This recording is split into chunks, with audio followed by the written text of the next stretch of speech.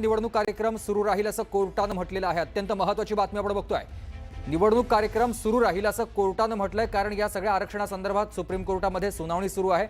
न्यायमूर्ती सूर्यकांत यांच्यासमोर खंडपीठासमोर ही सुनावणी सुरू असतानाच निवडणूक कार्यक्रम सुरू राहील हे महत्त्वाचं विधान कोर्टानं केलेलं आहे। पुन्हा एकदा जाणार आहोत, माझ्या सहकारी प्रणाली कापसे आपल्या सोबत आहेत। प्रणालीजी, आपण वाक्य बघतोय, निवडणूक कार्यक्रम सुरू राहील असं कोर्टानं म्हटलंय।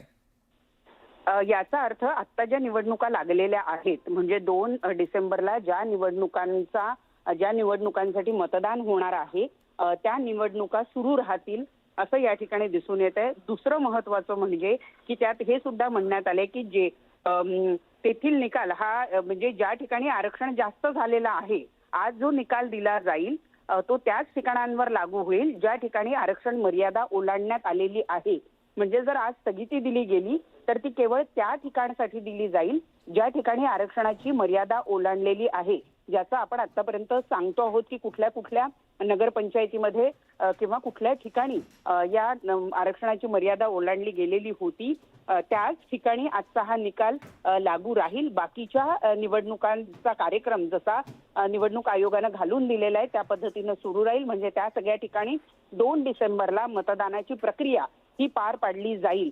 याचाच अर्थ की असं सुद्धा आपल्याला म्हणता येईल की ज्यांचा निवडणुकीचा कार्यक्रम जाहीर झालेला आहे तो कार्यक्रम तसाचा तसा पार पाडला जातो आहे।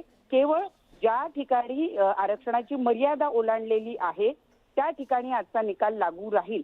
परंतु जिल्हा परिषदा त्याचबरोबर महानगरपालिकांच्या संदर्भातला निवडणुकीचा कार्यक्रम जो आहे तो अजून जाहीर झालेला नाही।